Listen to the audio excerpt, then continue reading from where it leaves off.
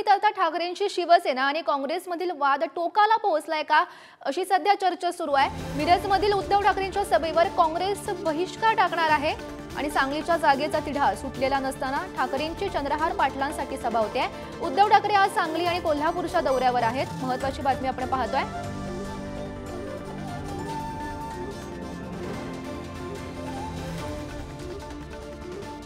आज लोकसभेच्या निवडणुकीच्या पार्श्वभूमीवर सांगलीचे जागेच्या संदर्भात ज्या पद्धतीने शिवसेने एकतर्फी उमेदवार जाहीर केला, तर तो त्या साधारणतः हा मतदारसंघ हा पारंपरिक काँग्रेसचा मतदारसंघ आहे आणि या काँग्रेसचे जागा मिळावी अशी आम्हीही आग्रही आहोत। आम्ही वेळोवेळी याचा पाठपुरावा प्रदेश काँग्रेसकडे आणि ते वेळोवेळी AICCकडेही केलेला आहे आणि त्यामुळे आमचा आग्रह आहे की ही सांगलीची लोकसभेची जागा ही काँग्रेस पक्षाला मिळावी। दरम्यान मिरजेतील सभेचं पूर्ण नियोजन झालं असून या जागेवरचा तिढा लवकरच सुटेल असा विश्वास आता नितीन बानगुडे पाटील यांनी व्यक्त केला आहे।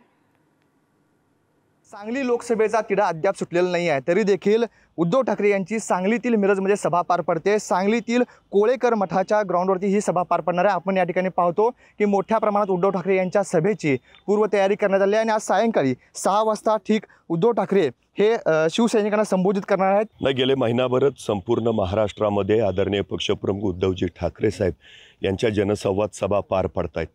एक झंझावाती दौरा त्यांचा संपूर्ण महाराष्ट्रात चालू आहे आणि त्यातलीच एक सभा सांगली जिल्ह्याची जी आहे ती आज मिरज येथे पार पडते आहे। मुळातच हा दौरा गेल्या महिनाभरापासून सुरू आहे, त्यामुळं सांगलीची सभा ही आज इथं संपन्न होते। मध्यंतरी आचारसंहिता लागली आणि लोकसभेचं बिगुल वाजलं, त्यामुळे या सभेला निश्चितपणे महत्त्व प्राप्त झालं आहे। आम्ही या सभेची पूर्ण तयारी इथं केलेली आहे। साधारणपणे 50,000 लोकांची बसण्याची व्यवस्था या सभेसाठी मी केली आहे। सांगली जिल्ह्याच्या दृष्टीनं न भूतो न भविष्यती असेच उद्धव साहेबांची सभा या ठिकाणी पार पडेल। एकीकडे सांगितलं जाते की महाविकास आघाडी एकत्र आहे, परंतु विक्रम सावंत जे काँग्रेसचे आमदार आहेत त्यांची काही वेळापूर्वी प्रतिक्रिया आलेली आहे की जे आमंत्रण आहे परंतु तिढा न सुटता देखील उद्धव ठाकरेंची सभा होते, हे काय आम्हाला रुचलेलं नाही आहे, त्यामुळे ते नाराज आहेत आणि काँग्रेसचे पदाधिकारी तसेच जे नेते आहेत ते या सभेसाठी येणार नाही। एक गोष्ट आपण लक्षात घेतली पाहिजे, लोकसभेचा जागेचा तिढा हा सगळा विषय एका बाजूला आहे। आदरणीय उद्धवसाहेब ठाकरे यांच्या सभा गेल्या महिनाभरपासूनच महाराष्ट्रभर चालू आहेत, त्याच्यामध्ये हा विषय कुठे येत नाही आणि संपूर्ण महाराष्ट्राचा दौरा करत असताना सांगलीची सभा आज होतीये। फक्त आचारसंहिता लागल्यामुळं याला आता एक वेगळं महत्त्व प्राप्त झालं आहे। त्यामुळे ह्या पक्षाच्या वतीनं घेतल्या जाणाऱ्याच जनसंवाद सभा आहेत। फक्त शिवसेना महाविकास आघाडीचा प्रमुख घटक पक्ष आहे, आमची जबाबदारी आहे त्या महाविकास आघाडीतल्या सगळ्या घटक पक्षांना आदरणीय साहेब येत आहेत म्हणल्यावर आमंत्रण देणं, मुळात ही सभा पक्षाचीच आहे हे आपण पहिल्यांदा लक्षात घेतलं पाहिजे। स्वप्नील पाटील, पुढारी न्यूज, सांगली।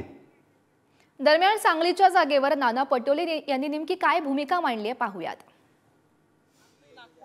ते सांगत आहे आम्ही की अजून या विषयावरची चर्चा सुरू आहे, त्याच्यामुळे या आता ज्या मित्रपक्षांचा जो इश्यू आहे त्यांनाही आम्हाला सोबत घेऊन चालायचं आहे, त्यामुळे 1-2 दिवसामध्ये या जागा वाटपाचा इश्यू क्लिअर होईल।